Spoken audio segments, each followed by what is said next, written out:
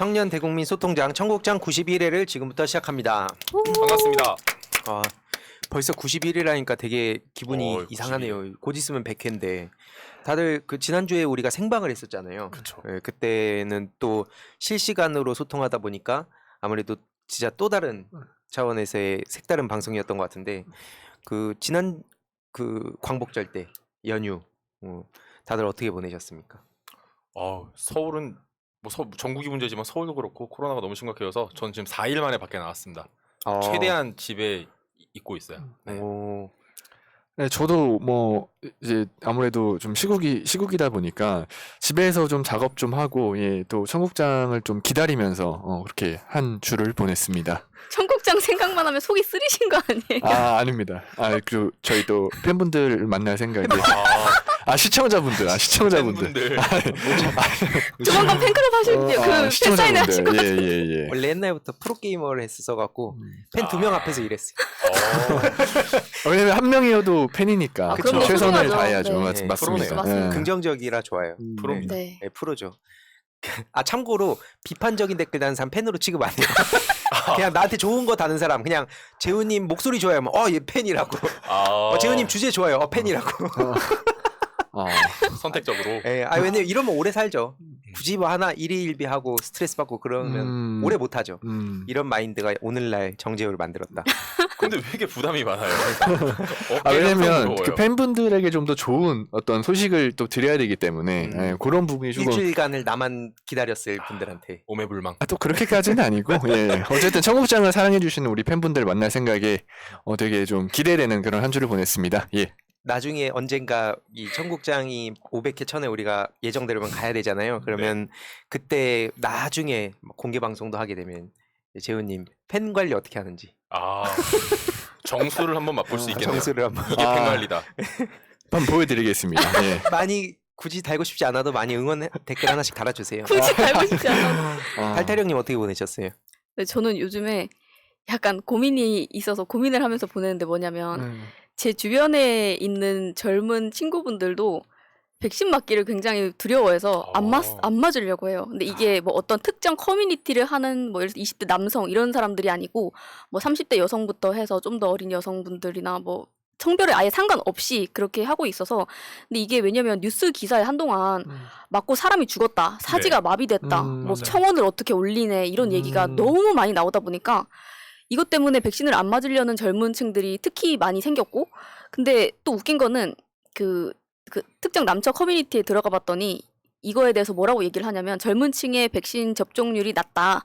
이게 마치 정부나 그 기사 어떤 곳에서는 기사 내용이 안 좋은 것 때문에 우리가 자발적으로 안 맞는 것처럼 얘기를 하고 있는데 그게 아니라 백신이 없어서 니네가 안 주는 거 아니야? 라고 이런 식으로 또 얘기를 하더라고요. 정말 핑계 댄다고. 네, 핑계 댄다고 얘기를 하는데 정말 말도 안 되는 얘기들이 돌아다니고 있구나 생각을 하면서 또 한편으로는 맞기를 두려워하는 친구들이 뭐 정말 어쨌든 안 좋은 기사를 보고 안 좋은 인상을 처음 접하긴 했지만 이들이 갖고 있는 두려움 자체는 좀 실존하는 거기 때문에 네. 야 너네 그렇게 하면 이기적인 거야. 너네 멍청한 소리 하지 말고 맞아야 돼라고 얘기를 할 수가 없잖아요. 네. 그리고 본인들이 아무리 뭐 400만 명 중에 한 명이 나올랑 말랑 한다라고 얘기를 해도 본인들이 야 그래도 나한테 내가 걸리면 100% 어차피 나한테 100%인 거 아니야 라고 얘기를 했을 때 제가 책임져 주지 못하는 부분 뭐 이런 것들이 있다 보니까 너무 교조적으로 또 설명할 수도 없고 어떻게 공감하면서 이분들을 좀 잘 설득할 수 있을까 그 부분이 굉장히 고민이 돼요 요즘에. 이미 교조적이 된 거 아니에요? 지금 방금 멘트들로 그래서 인해서. 그 얘기를 안 했어요. 그래서 제 친구들한테는? 앞에서는 너 그런 거 이기적인 거야. 너 맞아야 돼. 이렇게 말 못하죠. 생각만.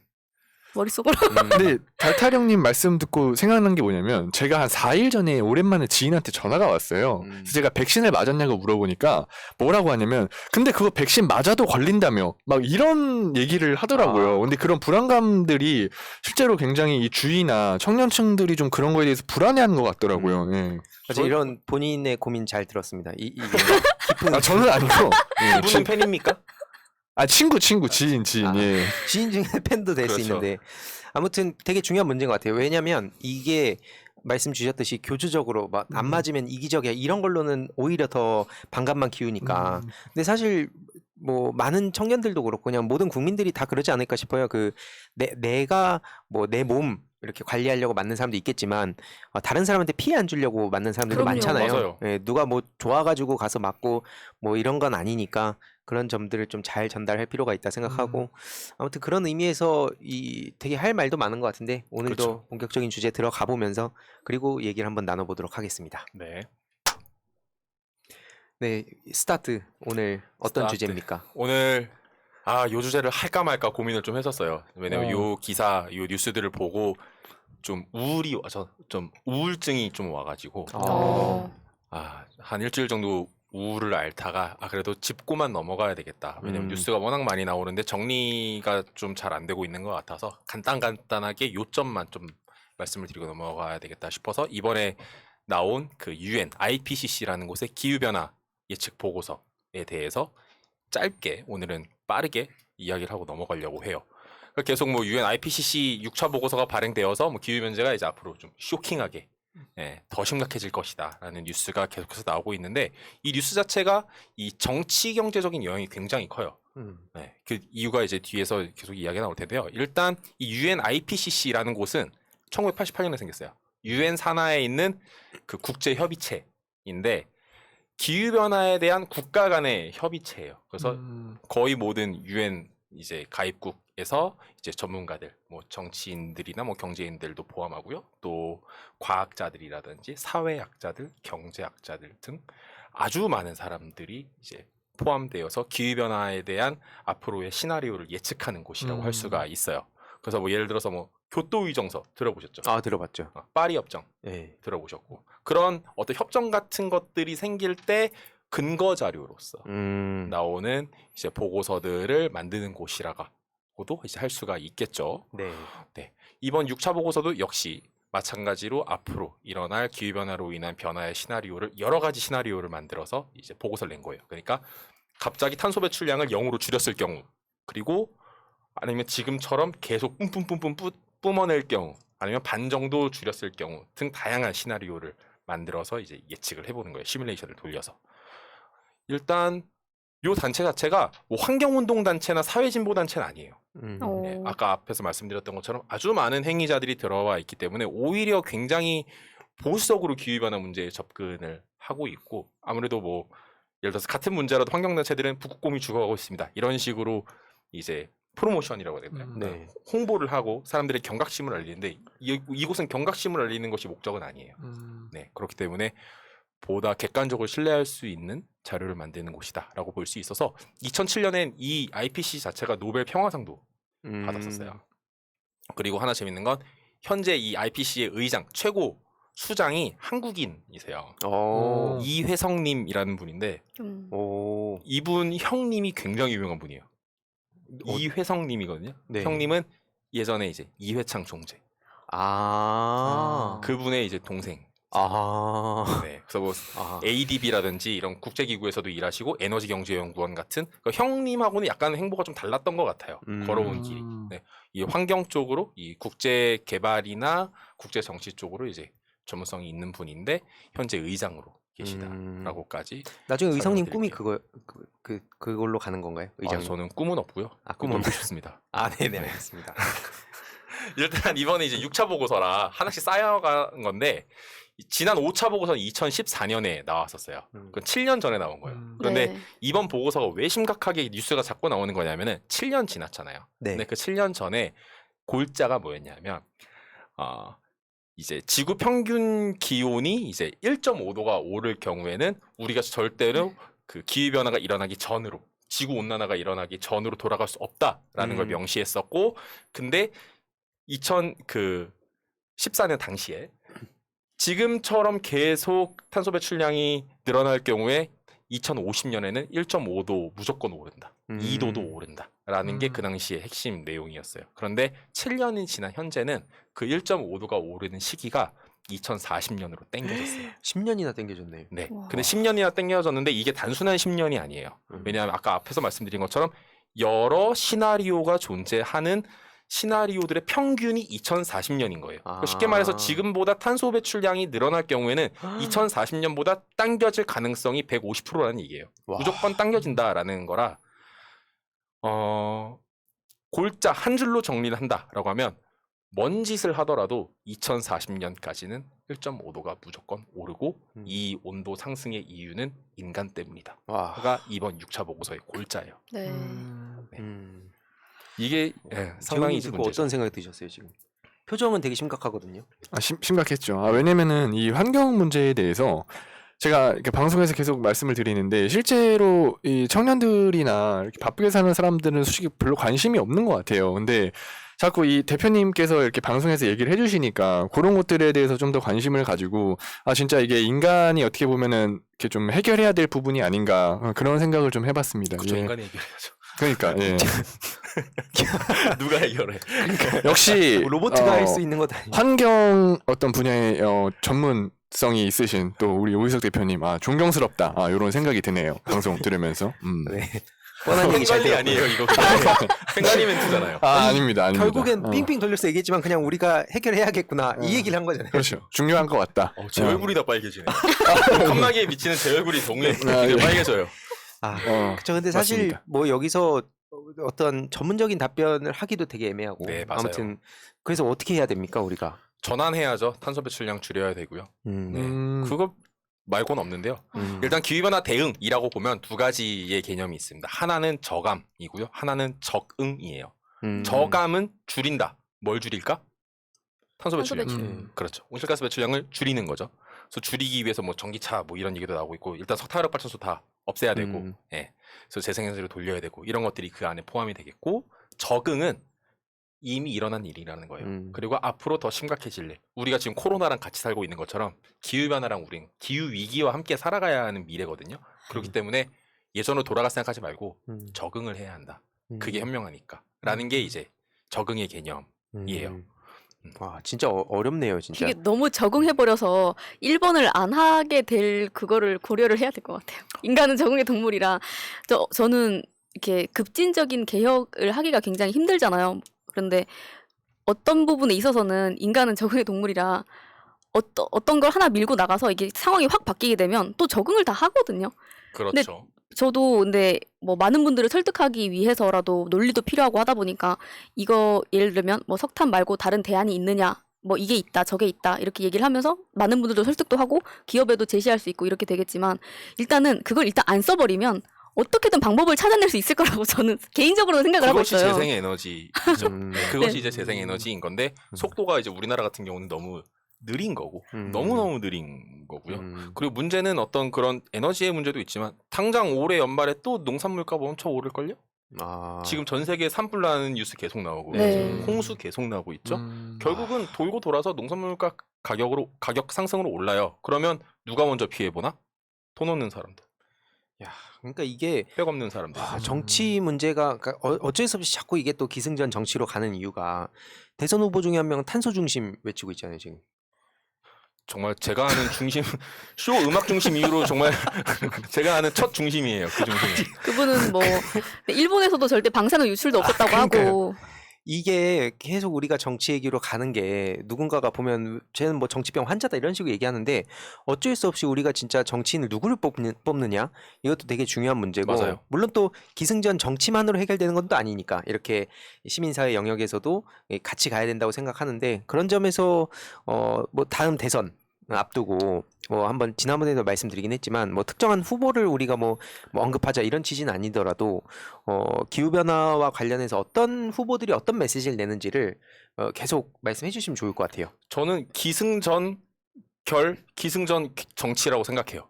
네. 다만 기부터 결까지의 과정에 시민들의 목소리, 사람들의 목소리가 마구마구 들어가는 것이 중요한 과정의 문제인 거고 결은 결국은 정치죠.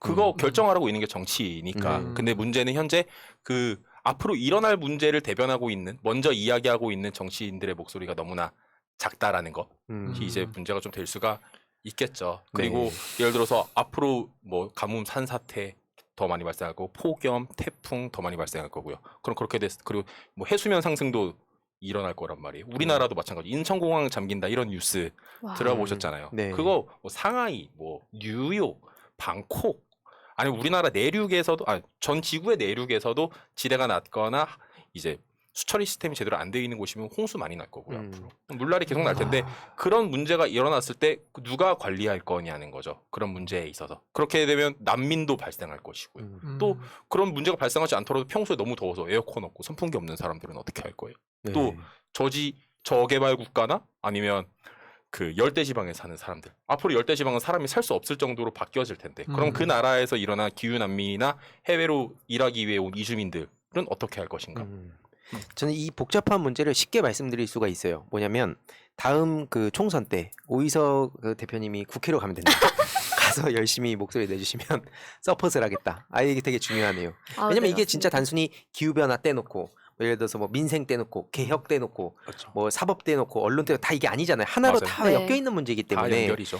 예, 이게 뭐 머나먼 얘기라고 생각하는 분들도 결국에는 이런 얘기들이 근데 또 참 인간이 신기한 거는 아까 뭐 적응 얘기도 나왔지만 막상 다치면 또 빠르게 적응하고 변화를 또 찾아내고 그러니까 이게 그 딜레마가 어느 정도 선까지는 되게 아무런 움직임도 없어 보이는데 그 지점이 됐을 때 그 경각심을 어떤 포인트에서 잡게 할 거냐. 그래서 제 생각은 시민사회의 영역에선 이런 걸 여론을 좀 만들어가는 입장에선 그 기간을 최대한 빠르게 단축시키는 게 되게 중요하지 않나 현실적으로. 네. 그렇죠. 그런 생각이 많이 들어요. 기후 변화가 어떻게 보면은 제일 체감되는 부분이잖아요. 우산을 안 들고 다녔는데 이제 우산을 챙겨야 되고 오늘 같은 스콜이 경우만 오니까. 해도 네 스콜이에요. 진짜 열대 이건 기후가 스콜이에요. 됐는데 음. 근데 이것들이 저는 사람 눈에 보이는 거랑 안 보이는 거랑 되게 시각화되는 그 차이가 되게 크다고 보는데 예를 들면 쓰레기 문제 같은 경우에 특히나 이 비주얼적으로 하품물범 같은 경우에 굉장히 귀여운 동물인데 네. 인간이 버린 쓰레기로 인해서 고통받고 굉장히 사살당하는 모습들 이런 걸 보면 사람들이 아 저러면 안 되는데 하는 생각이 막 드는데 저희가 이 기후변화는 어떻게 보면은 몸으로 너무나 느끼고 고통받으면서도 눈에 보이지 않고 잡히지가 않는 부분이다 보니까 이걸 좀 표현하고 아까 말씀해 주신 것처럼 여론 형성하기가 좀 어려운 부분인 것 같다. 이 부분을 좀 많이 해결해야 되지 않나 하는 생각이 저는 듭니다. 그런 거 만들어 보고 싶어요. 예전부터 꿈이었는데 무한도전에서 옛날에 나비 효과 네. 그거 되게 저는 인상 깊었거든요. 맞아요. 길이 물 틀고 나갔는데 그게 돌고 돌아갔고 어떻게 먼 멤버들한테 있는 데까지 영향 북극이 가는지. 녹아요. 네. 비나가 녹아. 그러니까요. 길 그냥 막 샴푸 머리 계속 이렇게 하고 물 틀어놓고 이런 것들. 네. 그러니까 그런 비슷한 걸 우리가 좀 어떻게 재미있게 만들 것인가 혹은 네. 예전에도 얘기 나왔듯이 메타버스 같은 걸 어떻게 활용해서 오늘날 어린이들이나 청소년들한테 자연스럽게 이런 문제 제기를 이렇게 심을 수 있을 것인가 이런 고민도 좀 많이 드네요. 맞습니다. 재훈님은 뭐 어떻게 생각하세요? 네, 잘 들었습니다. 저는. 아니, 뭐 역시- 역시 그럼 집에 가서 들으면 되지. 제 아, 팬이에요. 아, 맞습니다. 역시 그 오이석 대표님께서 해주시는 말이 진짜 내가 환경에 좀 신경을 써야 되겠다. 그런 생각이 드는 어떤 약간 강의 같은 느낌. 저 좋습니다. 재훈님 머릿속을 방금 읽은 것 같아요. 빨리 내 차례가 돼야 되는데. 그렇죠. 내 차례 때는 빨리 오는 게 부담스러워요. 저는. 그런 것도 좋을 것 같아요. 저희가 그냥 음. 주변 사람들한테 이런 내용들에 대해서 뭔가 그냥 되게 소프트한 그러니까 가벼운 반응들 네. 뭐 이거에 대해서 어느 정도의 움직이고 어느 정도의 반감을 가지고 뭐 이런 것들 한번 계속 차곡차곡 쌓아가면 어떨까 그런 생각도 되게 들어요. 의미가 있는 것 같아요. 네. 환경단체나 이런 데서 일하다 보면은 비슷한 사람들이 계속 만나서 아, 여론을 만난 어떤 자료 자체가 예. 매우 객관적이진 않을 수가 음. 있거든요. 네. 그런 얘기 있잖아요. 이런 배달 쓰레기 많아서 배달 업체들 비판하려고 했더니 이제 환경단체 사람들이 모였는데 환경단체 사람 중에 배달 앱을 쓰는 사람이 없는 거예요. 아, 이 유명한 일화인데 그런 아. 식으로 조금 더 우리 객관적인 여론이 어떤지 알 수 있도록 그런 활동, 희두님 말씀하신 활동 그런 것들 굉장히 중요할 것 같아요. 좋습니다. 나중에 커뮤니티의 반응을 한번 찾아와 주세요. 아, 예, 네, 알겠습니다. 이런 기후 변화 문제. 아, 네, 네, 알겠습니다. 좋습니다. 혹시 더 추가적으로 하실 말씀? 마지막 한마디로 정리하면 이번이 6차 보고서잖아요. 네. 근데 7차 보고서는 아마 더 참혹한 결과가 나올 거예요. 그렇게 그러니까 지금 가치에서는 2040년 웃을 것 같아요. 아, 네, 2030년으로 당겨줄 수도 있고요. 음. 네, 그렇기 때문에 이 무게감과 엄중함을 기억을 많이 해야 되고 지금 돈 많이 든다고 안 하면 나중에 돈 더 많이 듭니다. 사람도 더 많이 죽고요. 그 약간 치과 당장 가기 싫다고 그냥 막 밀어두다 보면 나중에 완전 폭탄 맞듯이 그렇죠. 계속 그냥 밀어둔다고 해결될 문제는 아니네요. 그렇죠. 미래 세대한테 짐을 떠안기고. 임플란트 네. 해야 될 수 있어요. 아, 저희가 이 채널에서 정치 현장을 위한 싱크탱크라는 코너가 있는데 거기에 이제 보면은 그 에너지 복지에 대한 얘기를 했었거든요. 근데 네. 이 난방비, 냉방비가 있는데 난방비가 지금 우리나라에서는 더 많이 지급이 되는데 실제로는 그러니까 한마디로 추워서 돌아가시는 분들보다 더워서 돌아가시는 분들의 숫자가 더 많고 네. 그것 때문에 아프신 분들이 더 많다는 거예요. 그래서 이거는 계속 이게 기후가 또 올라갈수록 정말 아까 얘기해 주신 것처럼 정말 없는 분들이 더 힘들어지는 그렇죠. 더 양극화되고 이게 너무 마음이 아픕니다, 진짜. 기후 정의라고 불러요. 아, 좋습니다. 오늘도 또 유익한 내용, 되게 마음이 무거워지네요. 그래서 앞으로 또 이런 비슷한 내용들도 많이 공유 또 해주시면 네. 또 재호님이 반응도 많이 찾아봐 주실 거라 기대합니다. 좋습니다. 네, 그러면 오늘 또 어떤 반응을 가져오셨죠? 드디어. 네, 기대되네요, 진짜.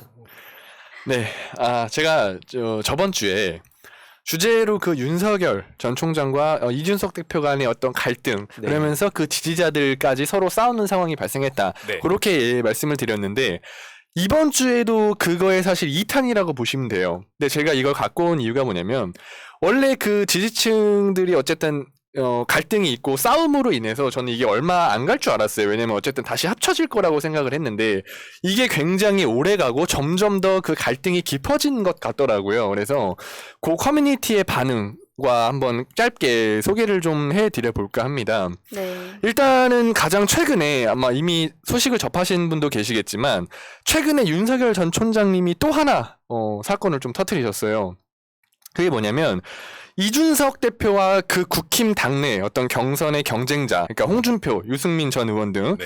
그 의원들을 비판한 어떤 SNS 게시글에 네. 윤석열 총장이 좋아요를 눌렀다가 이게 또 기사화가 되고 커뮤니티에서 또 싸우고 있더라고요. 그래서 그거를 살짝 준비를 해봤어요. 자료 사진이 나가고 있는데 이게 뭐냐면은 그 어쨌든 그 윤석열 총장이 좋아요를 누른 게시글인데 이 내용에서 보면은 그 이준석 대표와 어떤 유승민, 홍준표를 약간 안 좋게 얘기하는 그런 댓글에 그런 SNS 글에 좋아요를 눌렀어요. 근데 이게 기사화가 되고 막 이제 또 여론이 거세지자 이게 윤 전 총장 측이 좋아요를 다시 취소를 합니다. 그러면서 윤 총장은 이제 해명을 하기 시작하죠. 관리자가 본인 아이디로 로그인이 된 줄 알고 좋아요를 눌렀는데 알고 보니까 이게 그 공식 계정이었다. 그래서 이제 취소했다. 급하게. 그렇게 해명을 했는데 굉장히 반응이 싸늘했어요. 이거를 가지고 그렇죠. 뭐라고 했냐면 커뮤니티 등에서 윤석열 진짜 이거 소인배짓 못 봐주겠다. 이런 반응이 굉장히 그 공감수가 많이 얻었었고 윤석열 분탕질 그만해라. 이럴 거면 당에 왜 들어왔나. 요것도 굉장히 많은 어떤 공감수가 달렸습니다. 그리고 웬만한 개그 프로보다 재밌다. 이런 반응들이 이어지고 있었고 여기에 또 하나 논란이 터진 게 있었어요. 거기에 어떤 것들이 엮여 있었냐면 또 사진을 하나 준비를 했는데 역사인식 논란 요거까지 추가가 됐어요. 이건 뭐냐면 지난 15일 날에 광복절을 맞이해서 효창공원 그 독립운동가 영정을 모신 곳을 찾았고 같은 날에 윤 전 총장은 또 SNS에 글을 하나 올리기 시작합니다. 안중근 의사의 사진 앞에서 그 윤봉길 의사의 추모글을 올리면서 여기에 바로 역사 인식 그 논란이 추가가 된 건데 아까 제가 보여드린 사진과 더불어서 커뮤니티상에서 또 난리가 났죠. 네티즌들이 뭐라고 했냐면 윤봉길 의사랑 안중근 의사 헷갈리는 거는 초등학생도 헷갈리지 않는다. 요즘 왜냐면 교육이 잘 돼 있으니까. 네. 그리고 초등학생 비하 발언이네요. 네, 원래 예전에도 초등학생들 다 잘 알고 있었어요. 그리고 진짜 나는 정권 교체를 희망하는 사람 중 한 명인데 이거는 진짜 해도 너무한 거 아니냐. 이런 반응들에 또 좋아요가 엄청 달리고 그다음에 무식함을 국민 모두에게 알리는 글이다. 그러네요. 네, 그런 글들이 있었고 이거는 윤석열 대장만이 아니라 그 수하들 그러니까 캠프 인원들도 하나같이 바보 아니냐 이거는 맨날 그렇죠. 이런 실수가 반복이 되잖아요 지금. 그렇죠. 그래서 캠프 인원들까지 다 같이 욕먹는 그런 상황이고 가장 인상적인 댓글이 있어요. 이 정도면 외국인 아니냐. 외계인 아니에요? 네, 먼 나라 이웃 나라인 어느 나라일 수도 있겠네요. 그런 재밌는 반응들이 이어지고 있고 실제로 이런 반응들이 어떤 식으로 오가냐면 정권 교체를 그러니까 지지하는 청년들도 이건 도저히 못하겠다. 나는 이제 도저히 못 찍겠다. 윤석열 전 총장은 나라가 진짜 너무 대통령이 되면 나라가 진짜 어떻게 될지 상상조차 안 간다. 이런 반응들이 계속 이어지고 있더라고요. 심지어 제가 우파 쪽 성향에 있는 커뮤니티를 계속 모니터링을 했는데 거기서도 이런 반응들이 나오고 있어요. 이럴 거면 그냥 민주당에 몰표해야 되겠다. 네, 그런 반응 좀 재밌는 반응들이 이어지고 있다. 그래서 이 주제를 한번 가져와 봤습니다. 예. 그러니까 이게 일주일 넘도록 이런 반응들이 계속 올라와요. 그러면서 이 버스가 출발하기도 전에 완전히 그냥 뭐 국힘 쪽 경선 버스가 완전히 이건 뭐 출발도 못하고 퍼진 거 아니냐 이런 의견들도 나오고 있고. 그 아까 두 번째 사진 한번 다시 띄워주실 수 있으세요? 그 윤봉길 의사 네. 관련해서 왜냐면 그 부분에서도 팩트 체크도 한번 당했잖아요. 저도 최근에 보고 되게 경악을 했는데 여기 날짜도 보면은 1932년 12월 19일 하고 멘트를 쓴 게 막상 1932년 4월 27일 네. 그 홍콩공원 의결 이틀 전에 말씀하신 내용을 이렇게 날짜까지도 저렇게 틀려가지고 이걸로 엄청 또 욕을 먹고 있는 전화로 무슨 상황이더라고요. 날이에요? 자기 생일이에요? 이게 이 12월 19일은 순국일, 네. 이 순국일인데 이걸 두고 멘트랑 이 날짜랑 완전히 따로 노는. 짬뽕을 했군요. 예, 이게 섞어갖고 그러니까 한마디로 이게 알려지면서 또 더 많은 비판을 받고 있는데 좋습니다. 그럼 네 일단 그럼 재훈님이 반응은 잘 전달해 주셨는데 네. 그래서 재훈님의 생각은 어떠세요? 향후에 좀 어떻게 될 것 같아요? 저는 글쎄요, 아무래도 이 국힘 내부 쪽에서 워낙 이런 어떤 분란의 목소리들이 많아서 솔직히 저도 예측하기는 힘든데, 근데 궁금증은 하나 들더라고요. 그러니까 보통, 그러니까 저도 이제 정치에 관심이 없었던 입장에서 봤을 때, 그동안의 어떤 대선 후보들이 막 과거의 어떤 논란 때문에 되게 발목을 많이 잡혔었잖아요. 네. 과거에 무슨 논란이 있었다. 근데 이분은 실시간으로 좀 그런 것들이 이어지는 것 같아요. 그런 게 되게 좀 특이하더라고요. 네.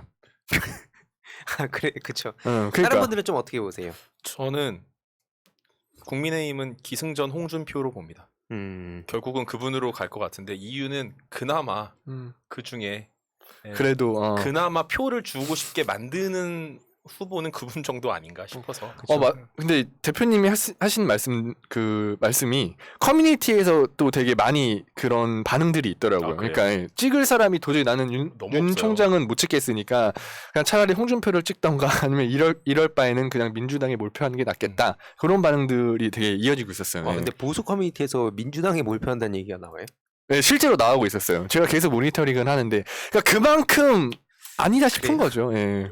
근데 이게 또 뭐 여러 가지 얘기들이 있을 수 여러 있으니까 가지 얘기들이 저는 있지만. 그런 내용보다는 예를 들면 이게 민주당도 비슷하고 뭐 국힘당도 비슷한데 제가 봤던 건 어떤 거였냐면 예를 들면 지난주에도 저희가 이런 이준석을 옹호하는 커뮤니티, 윤석열을 옹호하는 커뮤니티가 서로 굉장히 대립적으로 얘기하는 구도가 있었잖아요. 근데 보면은 예를 들면 이준석한테 불리한 이슈를 이준석을 지지하는 쪽에서 어떻게 얘기하지라고 이렇게 들어가서 보려고 그러면 자기가 지지하는 쪽에 대해서는 자기가 지지하는 후보가 잘못한 걸 별로 신경을 안 쓰고 얘기를 안 해버립니다. 그쵸. 네, 그래서 지금도 그 윤석열을 원래 지지하던 커뮤니티에 제가 들어가서 봤는데 보통은 야 그래도 이거는 잘못한 거는 맞다라고 하거나 아니면은 보좌진들 캠프를 좀 질책하는 약간 그런 식의 얘기들도 있었고 또 그렇다고 해서 반기문처럼 쉽게 보낼 수는 없을 것이다. 뭐 이런 종류의 얘기들이 있는데 왜냐면 굉장히 비슷하죠. 네, 양상이. 종이 인형처럼 네. 허물어져 가신 종이 분이라. 인형 너무 적합하다. 네, 그래서 보니까 저는 제가 봤을 때는 그 지난주에도 말씀드렸던 게 그럼에도 불구하고 우리가 이렇게 이준석을 까고 윤석열을 까도 결국에는 민주당은 안 찍겠다 이렇게 얘기하시는 분들도 아직도 좀 계시긴 하더라고요. 그쵸. 그분들이 되게 많죠. 네, 오히려 그런 분들이 더 많으십니다. 그러면 각자 생각하는, 그러니까 이준석이나 윤석열 씨나 이 둘을 다 좋아할 사람은 없을 것 같아요. 여기 그냥 그 네 분 중에서, 그러니까 저 포함 4명 중에서. 그러면 그럼에도 불구하고 그나마 좀 이 사람이 좀 더 억울해 보이지 않나? 아니면 뭐 이 사람이 그래도 좀 지금 상황에서는 좀 힘을 받아야 되지 않나라고 생각하는 건 누구예요? 그냥 각자 그냥 두 간단하게. 사람 중에요? 네, 둘 중에. 왜냐면 이게 그 둘만의 문제가 아니라 사실은 역대 제일 그 어려운 뒤에 딸린 것들 봤을 때 되게 네. 엉켜 있잖아요. 굉장히 어려운 이상형 월드컵이라고 생각하시면 됩니다. 이상형. 이상한 월드컵이라고 생각을 한다면 그나마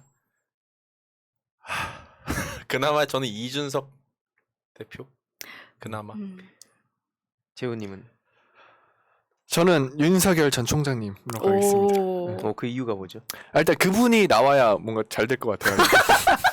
아니 뭘 보고요? 사람을 보는 지금 지금 이렇게 말고요. 사람이에요. 사람. 지금 탄소 중심 얘기하고. 그러니까 롱런 했으면 좋겠다 이거죠. 지금 중간에 중도 하차하지 말고. 그렇죠. 아까 그래야 사례처럼 되지 말고. 그렇죠. 그래야 좀 이득일 것 같아서 저는 그렇게 보고 있습니다.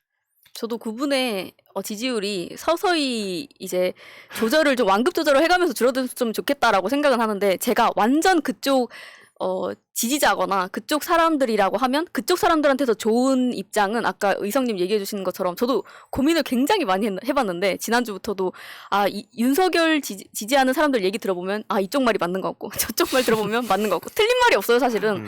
왜냐면 윤석열 입장에서 당연히 짜증나죠. 왜냐면 내가 후보로 나왔고 지지율도 제일 많은데 네. 다 합쳐봤자 내 지지율 하나 안 되는 사람들끼리 모여가지고 지금 나를 이렇게 무너뜨리려고 하는가.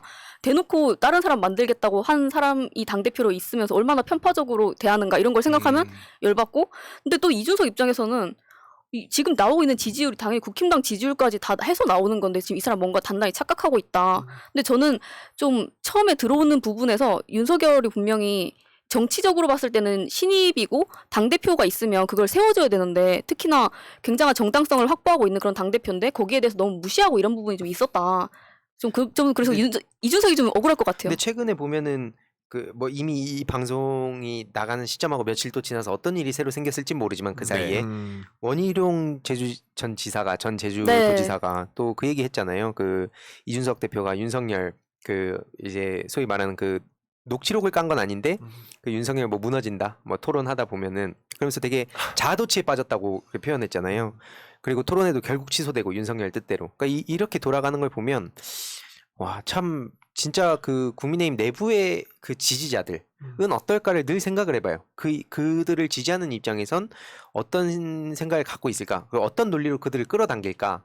왜냐면은 늘 예전부터 뭐 게임할 때도 그 생각 많이 했지만 지피지기 백전벌티라는 얘기가 있잖아요. 상대방을 알아야 뭐 다 이기는 건 아니라도 이제 우리가 굉장히 좀 뭔가 대안을 만들어갈 때 되게 중요한 요소라고 전 생각하는데 일부 분명 그런 분도 있을 거예요. 둘 다 마음에 안 드는데 뭐하러 생각하냐? 라고 하시는 분도 계시겠지만 또 다른 의미에서 보면 그냥 우리가 윤석열이나 이준석이나 또 다른 누군가나 다 싫다 하고 굳이 뭐 생각을 해야 되냐라고 하면 애초에 그 설득할 필요가 없는 거죠. 네. 저희가 이제 이런 얘기를 하는 이유는 조금이라도 더 생각을 해보고 저들이 또 청년들한테 어떻게 어필할지 우린 또 청국장이니까 그런 것들 한번 예측도 해보고 또 청년들의 반응이 또 어떤지를 좀 더 디테일하게 들어가서 좀 그 사이 청년들이 미묘하게 이준석 대표를 비판한다면 그건 이유가 뭘까? 뭐 예를 들어서 펜코에서 그러니까 그런 것들을 좀 더 찾아보면 조금 우리가 뭔가 내용을 전해드릴 때 조금이나마 더 유익하지 않을까라는 생각도 해보게 됩니다. 그리고 거기 안에 모니터링을 하고 자세히 양상을 들여다보면 사실 진영만 다르다 뿐이지 여기랑 되게 비슷합니다. 이 민주당에서 얘기되는 부분, 국힘당에서 얘기되는 부분, 거기도 굉장히 내전이 격렬하듯이 이쪽도 그렇고 되게 그런 걸 보면서 아까 황희도님이 얘기해 주신 것처럼 이럴 때는 어떻게 해야 될까 이렇게 생각을 해보게 되고 좀 더 저희도 아까 얘기해 주신 것처럼 풍부한 내용을 전달해 드릴 수 있도록 하면 좋을 것 같아요. 좋습니다. 아무튼 뭐 오늘 뭐 이런 뭐 윤석열, 이준석 씨에 대한 얘기가 또 나왔는데 참 애매한 것 같아요. 왜냐면 커뮤니티 반응이 또 일반적으로 통용되는 것도 아니라고 하는 얘기, 한 줌이라는 얘기도 있는 반면에 어쨌든 또 커뮤니티를 통해서 요즘 여론을 캐치하는 사람들이 상당히 많아졌잖아요. 그 사이에 어딘가에 있는 것 같아요. 지금 시점이 뭔가 딱 명확하게 어떤 논문으로 나온 것도 딱히 없고 뭐 유튜브 관련해서도 뭐 크게 그냥 유튜브를 얼마나 보는지 이런 조사 정도는 있지만 뭐 시사나 혹은 또 다른 문화예술을 표방한 다른 채널들이 교묘하게 선전선동하는 그런 현상에 대해서 지금 애초에 통계를 내기도 어렵지만 그런 부분들이 지금 뭐라 해야 될까 딱 그 정답을 알 수가 없는 상황이고 뭐 애초에 정답은 없다만 그러니까 너무 혼란스러워요 솔직히 말하면. 네, 근데 저는 개인적인 생각이지만 커뮤니티가 뭐 그거를 예를 들어서 굉장히 극적으로 사용하시는 분들 거기에 대해서 굉장히 매몰되어 계신 분들은 소수일지언정 그 커뮤니티의 논리들이 다른 이렇게 응집력이 약한 집단까지도 계속 연결이 되고 그런 댓글들이 계속해서 기사 댓글에 달리고 여러 퍼지는 경로들이 사실은 있거든요. 그러다 보니까 저는 이 커뮤니티 정서를 무시하고 가기에는 굉장히 쉽지가 않다라고 저는 생각하고 있습니다. 그러니까 막 이게 에타 각종 SNS, 커뮤니티, 카페, 뭐 블라인드도 게임, 그렇고 뭐 유튜브, 그런데 다 퍼져 있다 보니까 약간 그런 것 같아요. 보통 그러니까 좀 정치 무관심하거나 좀 한 발 떨어져서 보는, 혹은 매사에 좀 비판적으로 보는 사람들이랑 얘기를 해보면 그 커뮤니티에 매몰된 얘기가 만약에 100이다. 커뮤니티에서 주 얘기가 그럼 난 100까진 공감 안 한다. 근데 그 100이란 게 입력은 되죠. 네. 그런 키워드 같은 것들이. 그리고 나는 거기서 살짝 거리를 두면 이게 합리적인 거라고 스스로 전선을 긋는 것 같은 거예요. 그래서 저는 이런 어떤 전선 싸움이 전 너무나 중요하다. 그래서 이 진보 진영에서 좀 아쉬웠던 부분은 뭐냐면 대깨문이다. 혹은 뭐 이외로도 뭐 몇 가지 조롱하는 얘기를 들으면 위축되는 거예요. 스스로 되게 합리적인 사람으로 돼야 되니까 그러다 보니까 가끔씩 기계적 중립을 한다든지 그렇죠. 기계적 균형을 맞추려고 한다든지 그러면서 그냥 까는 거예요. 그러면서 나는 다르다. 나는 합리적이다. 그러니까 근데 솔직히 살면서 누가 합리적으로 이렇게 가고 싶지 않은 사람이 어디 있겠어요. 근데 이런 새날이라든지 아니면 또 우리 청년들이 각자 이렇게 좀 소신을 밝히는 것은 그런 전선을 조금이나마 좀 그 자리를 옮기려고 네. 조금이나마 진짜 합리적인 쪽으로 옮기려고 하는 것 같다는 생각이 들고 그런 의미에서 저는 자기의 생각을 당당히 밝히는 사람이 어설프게 기계적 중립을 외치는 것보단 낫다라고 개인적으로 요즘 생각하고 있습니다. 제가 동의합니다. 그 이론이 정확하게 기억은 안 나는데 예를 들면 3명 이 여러 명 있는 사람들 중에 3명이 하늘을 쳐다보면 나머지 사람들도 하늘을 쳐다본다고 하잖아요. 네. 근데 이 이론이 있고 그 다음에 또 실험을 통해서 밝혀진 게 이게 얼토당토 않은 그러니까 얘기가 엄청 많이 퍼졌는데 네. 이게 그 G.O.D의 촛불 하나 노래처럼 마치 그 중에 누군가가 깃발을 들게 되면 그걸로 인해서 그 주변이 그걸 다시 돌아보게 된다는 거예요. 정화작용을 일으킨다는 거죠. 이게 그래서 그 한 사람의 역할이 굉장히 중요하다고 하는 그런 실험이 있었는데 아까 얘기해 주신 것처럼 누군가가 예를 들어서 마이너스 100을 찍었어요. 가세형 같은 데서 예를 들어서 뭐 예를 들자면 그런 말도 안 되는 어떤 유언비어를 퍼뜨린다거나 그러면 그 안에서 중심을 잡는다는 얘기를 하신 거잖아요. 네. 근데 그렇게 했을 때 아니라는 얘기를 해주는 사람이 또 있으면 그 얘기를 듣고 또 다른 분들도 그만큼 생각을 하게 되실 수 있으니까 저는 진짜 방금 중요한 것 말씀하신 같아요. 거 예 씨가 여기 딱 계세요. 희두님. 맞습니다. 저희 같이 맞습니다. 일하던 사람들 중에서 희두님만 유일하게 자기 목소리를 내는 유튜브를 시작을 했었고 근데 다들 이제 오. 우려했었죠.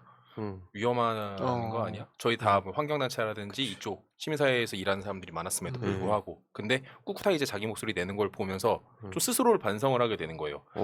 나도 뭔가 목소리를 내는 사람이 더 돼야 되는데 나는 용기가 없는 건가? 난 왜 희두님처럼 못하고 있는 것 같지? 라는 생각이 오. 되게 많이 들었었고 저희끼리 모여서도 음. 많이 희두님 이야기를 했었어요. 우리도 목소리를 더 내자. 어. 깃발 든 사람 저기 있네요.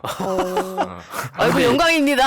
이거 아니 근데 이 얘기가 진짜 맞는 것 같은 게 저도 이제 희두랑 과거에 이제 프로게임단을 했었잖아요. 근데 그 프로게이머 사이에서도 그런 말이 굉장히 많았어요. 왜 저러냐고. 오늘 두 분 그때도. 매수하신 건가요? 가만히 좀 있어 보세요. 이런 얘기할 때 좀 맥을 끊어버려. 여기까지. 여기까지 할까요? 아니 맥을 끊어갖고. 아니 농담이고 근데 진짜 언젠간 이 얘기 해주고 맞습니다. 싶었어요. 한 번 이 얘기 해주고 진짜 싶었어요. 맞아. 저도 네. 말 나온 김에 그때 당시에 게이머들 동료들도 왜냐면 그때 동료는 단순히 어떤 일적으로가 아니라 진짜 막 군대처럼 먹고 자고 그쵸. 했었던 그런 같이 동료들이거든요. 지내는. 같이 어. 밥 먹고 자고 연습하고 근데 그런 동료들마저 되게 안 좋게 얘기를 했었어요. 근데 그거를 이렇게 뚫고 지금까지 오지 않았나. 그래서 그렇죠. 좀 대단한 것 같아요, 진짜. 비슷해요. 그거 우리도 보면. 활동의 동지였거든. 다 같이. 어. 동지애가 있는 사람들인데 거기서도 또 많이 갈리는 거죠. 누가 어, 저렇게 깃발 드니까 매 회마다 기회를 드릴 테니까 그때마다 한 번씩 하시죠. 그러면 기회가 없어서 얘기를 못했다고 칭찬 타임. 하셨으니까 네. 그래서. 황희도 칭찬하기 이렇게. 아니 저도 되게 아무튼 신기한데 이 얘기를 하나 하고 싶었어요. 대선 이번에 민주당 대선 그 경선 과정에서 네. 뭐 제가 또 특정 캠프에 있지는 않습니다. 참고로 그것도 여러 가지 이유가 있는데 아무튼 추미애 전 법무부 장관이 딱 나올 때 뭐 개인에 대한 호불호 이런 거 다 떠나서 민주당을 지지하는 분들이 꼭 그건 생각해봤으면 좋겠어요. 그 전까진 진보나 개혁이란 단어가 마치 금기어처럼 있었어요. 확실한 건 추미애 전 장관을 이거는 지지하든 안 하든 다 공감할 거예요. 네. 뭔가 이 전선이 되게 이상하게 뭔가 중도 쪽에 그어져 있다가 추미애 전 장관이 당장 이렇게 딱 나오면서 지대 개혁 얘기하고 뭐 진보 정책 대결을 해서 경쟁을 그렇게 하면서 뭔가 민주 진영 시민들한테 그 이런 울림을 주고 싶다는 취지로 말씀하셨고 그러면서 갑자기 이제 민주당의 개혁 얘기가 당당하게 나오기 시작했죠. 거기에 이 처음 깃발을 들고 나왔을 때 아마 이재명 그 지사님 측에서도 어떻게 보면 그 강점이 개혁에 앞장서고 또 그걸 실천하고 이런 면모였는데 그런 전선이 구축이 됨으로써 되게 든든했을 것 같다라고 생각을 했고 이로 인해서 뭐 강성이다 혹은 뭐 외연 확장이 안 된다 이런 비판 비난들은 충분히 쏟아질 수 있지만 그럼에도 불구하고 그걸 총대를 맨 추미애 전 장관이 전 대단하다 생각했고 되게 네. 감사드린 입장이고 역시나 마찬가지로 앞으로 꼭 대선 경선이 아니라 아까 기후변화 얘기든 누구든 엄청난 조롱이 쏟아지잖아요. 그리고 네. 가만히 팔짱 끼고 앉아서 너 플라스틱 못 쓰네 쟤 뭐 어쩌네 이런 평가는 누구나 할 수 있지만 앞장서서 나서서 저렇게 얘기하는 건 쉽지 않다. 그래서 저는 가만히 앉아갖고 손가락질하는 사람보다는 그 주장에 공감을 못하더라도 자기 소신을 밝힌 사람이 더 멋있다. 최소한 그런 사람처럼 살다 가고 싶다라는 생각을 마지막으로 좀 드리고 싶습니다.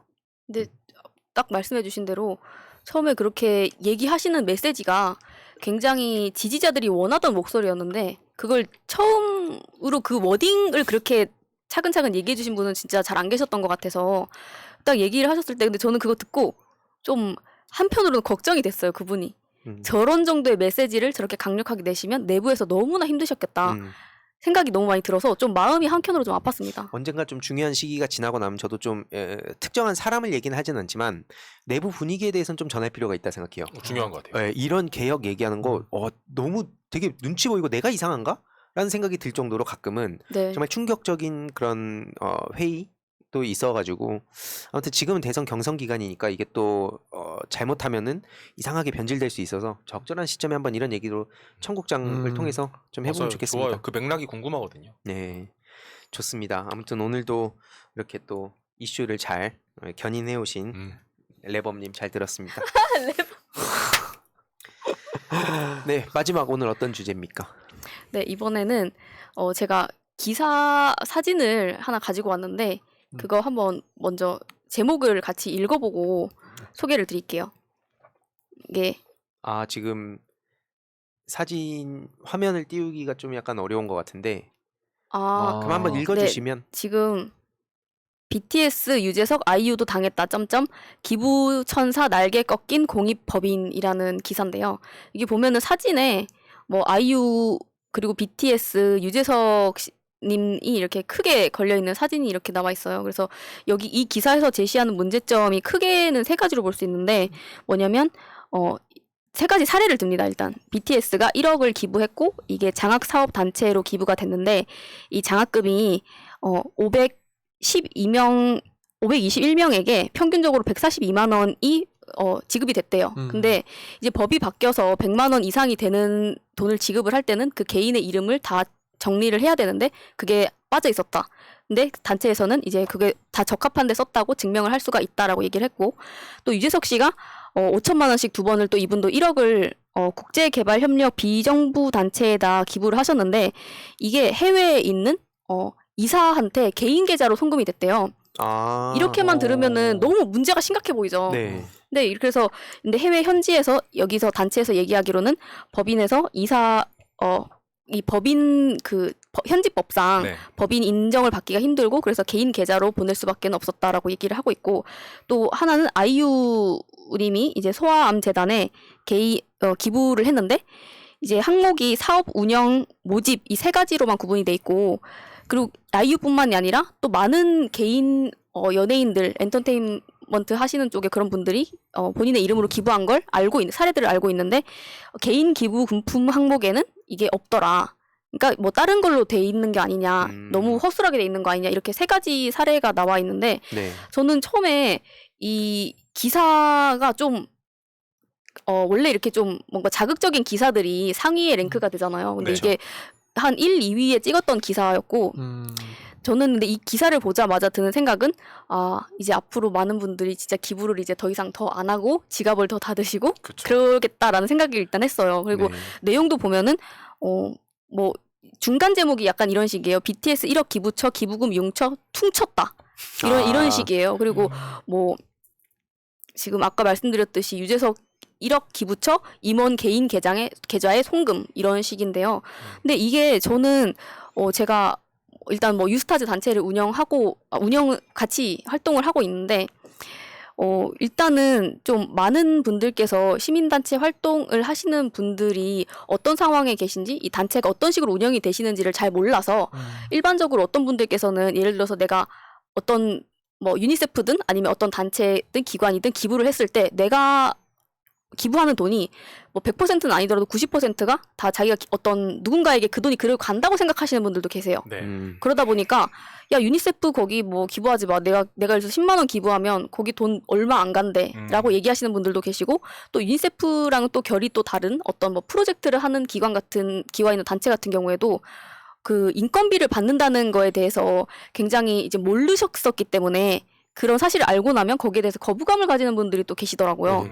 그래서 아마 이 부분은 의성님이 할 얘기가 좀 있을 것 같긴 해요. 왜냐면 특히 그 시민단체니까 한마디로 쉽게 말하면 그거잖아요. 내가 10,000원을 후원을 하면 이 10,000원이 뭐 예를 들어서 누군가한테 그 10,000원을 간다든지 뭐 5,000원 쪼개서 한다든지 이런 데 써야지 왜 인건비로 뭐 한 20% 떼가고 뭐 이런 식으로 그 출처가 불분명하고 뭐 이런 식으로 해서 이제 결국엔 시민들이 지갑을 닫게 된다. 뭐 약간 요런 얘기였는데 오랜 시민단체 경험이 오랜. 예, 그게 되게 오래된 사람 같은 느낌이네요. 전문가 같은 느낌이죠. 예. 전혀 아니지만 네. 몇 년 일한 경험으로 이 기사는 좀 보고 이제 약간 좀 화가 났는데 네. 이게 이제 작년에 정의연 사태 때 요런 맥락의 기사들이 아주 많이 왕왕 나왔죠. 특히 조선일보가 네. 쏟아졌죠. 아주 쏟아졌죠. 네. 근데 1년이 지나서 이 기사가 재탕되는 게 좀 어처구니가 없고 아. 그리고 시사저널 혼자 쓴 게 아니라 한국 가이드스타 공익단체들을 평가하는 한국 가이드스타라는 단체가 나름의 공신력을 갖고 있는 단체가 협력을 했는데 이 수준의 기사를 썼다는 것 자체에도 굉장히 어처구니가 없습니다. 아. 일단 하나하나 다 꼬집을 수가 있을 것 같은데요. 일단 이들이 참고한 자료가 국세청에 올리는 공익법인 공시 자료예요. 네. 국세청에 들어가면 누구나 볼 수 있어요. 음. 근데 문제는 이 공시 양식 자체가 문제예요. 그러니까 퉁쳤다라고 네. 얘기했잖아요. 네. 퉁치게 쓰게 해놨어요. 음. 양식을. 네, 네. 그러니까 예를 들어서 유스타즈가 있어요. 네. 유스타즈가 기부금을 받으면 유스타즈는 그 돈을 다른 사람을 주는 게 맞나요? 그러니까 다른 단체를 주는 경우가 맞나요? 아니면 직접 어떤 사업비로 쓰는 경우가 맞나요? 사업비로 그렇죠. 쓰게 돼- 예. 근데 이 공시 양식은 사업비가 들어가는 양식이 아니에요. 사업비는 다 기타로 잡히고 다 배분비만 쓰게 되어 있어요. 왜냐하면 이 국세청에서 만든 공익법인 공시 양식 자체의 목적이 일반 시민사회단체들의 투명한 경영과 시민사회 활성화, 기부문화의 활성화를 위해 만들어진 게 아니고 네. 거대 기업 재단들의 탈세와 횡포를 막기 위해 만든 것이기 때문이에요. 음. 거대 기업 재단들은 몇백억, 몇천억씩 돈을 갖고 있기 때문에 이 돈을 다른 시민사회단체나 뭐 대학이나 어떤 조직에 뿌리잖아요. 배분을 하잖아요. 네. 근데 워낙 단위가 크다 보니까 이제 탈세의 염려가 크기 때문에 그 탈세를 막기 위해서 배분 얼마 했어? 라는 항목을 위주로 적게 되어 있어요. 양식 네. 자체가. 그럼 뭐 유스타즈에서 독립운동가 후손을 지원을 한다. 음. 이런 거 쓰는 란 자체가 없어요. 근데 네. 이 기사에서 꼬집는 건 왜 그런 걸 안 썼느냐는 거예요. 왜 에티오피아의 도서관을 쓸 때, 도서관을 지을 때 도서관 얼마에 지었다. 판공비 얼마 들었고 인건비 얼마 들었다. 왜 그걸 안 썼냐라고 있는데 이 양식엔 그걸 쓰는 란 자체가 없어요. 그걸 쓰라고 만든 양식도 아니고요. 근데 그러면 증빙할 수 있는 방법이 없냐? 있어요. 모든 단체들이 각자 나름의 감사를 받아서 회계보고서를 작성을 해요. 네. 그런데 여기서 불평등이 좀 발생을 하는데 저는 이거 불평등이라고 생각해요. 왜냐하면 각 단체들이 모두 외부 회계감사를 받아서 회계보고서를 작성하고 갖고 있음에도 불구하고 국세청에 올릴 땐 홈페이지에 들어가서 하나하나 국세청에서 만들어온 양식에 따라서 그 맞지도 않는 양식에 맞춰서 기입을 해야 돼요. 네. 근데 일반 회사들은 자기들이 만든 자사 양식대로 회계보고서 작성해서 그냥 첨부 파일로 올리면 돼요. 그러니까 말이 안 나와요. 근데 시민사회단체들은 똑같이 감사보고서를 갖고 있음에도 불구하고 두 번 일 해야 될 뿐더러 두 번 일을 해야 될 뿐더러 이렇게 외부적으로 국세청에 있는 자료만 보고 왜 사업비 기재 안 했어? 이런 말 써놓으면 할 말이 이제 없는 거예요. 그 자료만 보면. 근데 단체인 이미 회계보고서가 있기 때문에 그걸 보면 다 추적할 수 있고 현금의 흐름도 다 알 수가 있어요. 그러니까. 단체들이 이 부분에 있어서 얼마나 많이 신경을 쓰는데요. 근데 이게 좀 세대 교체가 되면서 좀 옛날에 뭐 1세대나 아주 예전부터 활동을 하시던 시대랑 또 지금이랑 또 어느 정도는 바뀌었다고 생각을 하고 있는데 근데 그런 걸 떠나서라도 예를 들어서 아까 얘기해 주신 것처럼 이 양식 자체가 그렇게 돼 있는 거에 대해서 그 책임을 이쪽으로 떠넘기면서 뭔가 굉장히 불투명하고 신뢰할 수 없고 좀 그렇죠. 부도덕한 이미지를 계속 씌우는 느낌인 거예요. 사실 대표적으로 진짜 윤미향 의원님한테 그걸 딱 씌워놨잖아요. 그래, 진짜 웃긴 게 국세청에서 이 공익법인들을 위한 공시 양식 이렇게 중요하다는 식으로 그러니까 매년 4월 말까지 제출해야 되거든요. 누가 이 양식 만든지도 몰라요. 아. 국세청에서 담당자가 누구였는지 추적도 안 돼요. 와. 그래서 아예 새로 만들어야 돼요. 그래서 어떻게 만들어야 되냐는 논의가 있는 상태인데 저는 정말 짜증이 좀 난 게 한국 가이드스타는 도대체 뭐하는 집단이길래 겉으로는 굉장히 공신력 있고 전문성을 표방하면서 이미 다 알고 있는 사실을 갖다가 개선이 필요한 문제가 있는 상태에서 그 문제를 건드리지 않고 오히려 기부 문화를 축소시키고 오해를 사게 만드는 기사를 기사저널과 함께 썼다는 것 자체가 아. 어처구니가 없고 그리고 G 파운데이션이라는 단체를 네. 비판을 했더라고요. 이제 참고로 작년에 제가 여기에 그 해외 국제개발 협력 사업을 자문을 해드렸던 단체라 제가 아는 단체거든요. 마침.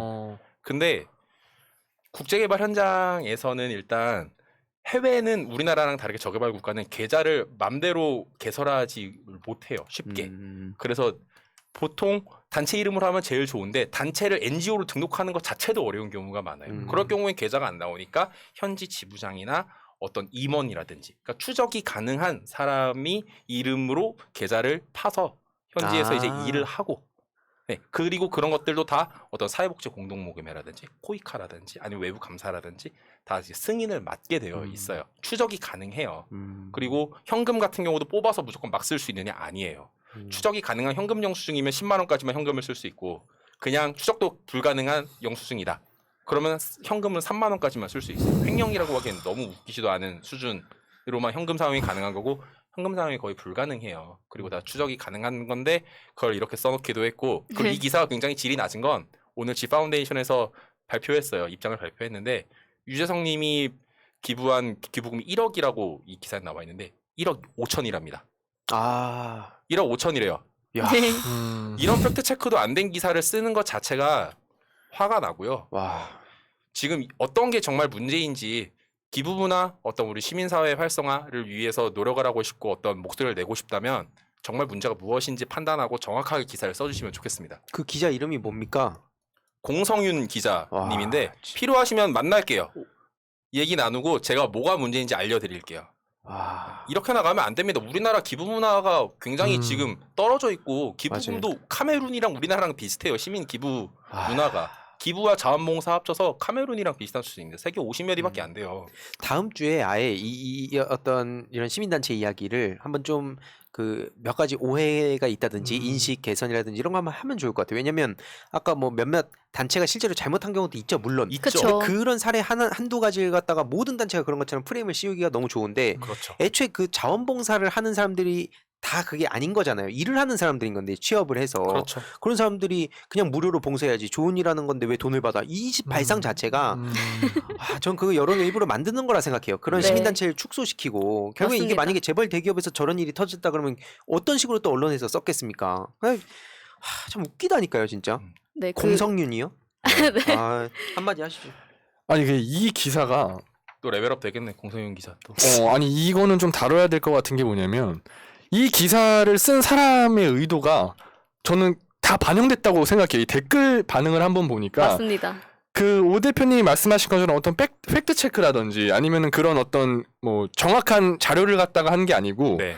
이 보니까 이런 반응들이네요. 뭐 윤미향 때부터 알아봤다. 나라에 도둑놈들밖에 없다. 이럴 거면 시민단체들 다 없애라. 이러니까 막 이런 기부 안 한다. 그러니까 이러니 다 그런 반들밖에 없네요. 지금 제가 한번 싹 봤거든요. 근데 네, 맞아요. 진짜 이거는 뭐 기자가 의도한 대로 된 것 같기는 해요. 기사 네, 자체. 맞아요. 그러니까 이런 것들을 좀 팩트를 좀 체크할 필요가 있을 것 같아요. 이거는 제가 한번 저도 준비를 한번 해보겠습니다. 오, 공성윤 좋습니다. 기자한테 한 말씀 해주시죠.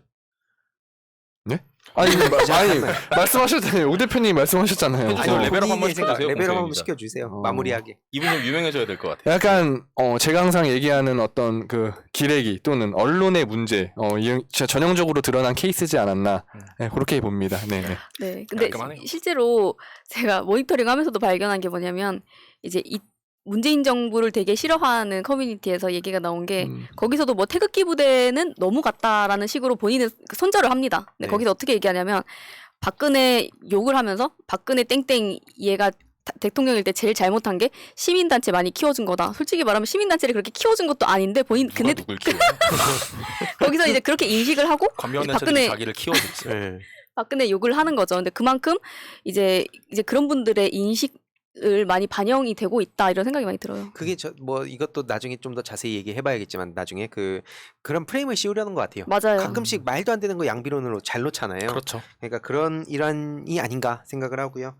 아무튼 오늘도 다 열받는 소식들이 많았는데 앞으로도 좋은 희망찬 소식도 많이 좀 전할 수 있는 날이 오길 바라는 마음에 네. 청국장을 또 하는 거 아니겠습니까? 그래서 다음 주 토요일 저녁 9시에 또 찾아뵙도록 하겠습니다. 청국장 91회는 여기서 마무리할게요. 감사합니다. 고맙습니다. 감사합니다. 고맙습니다.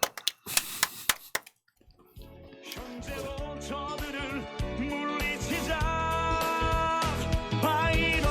바이러스에게는 마스크가 없다. 어서 가자 바이러스보다 먼저. 그러니 내일보다 먼저 가자.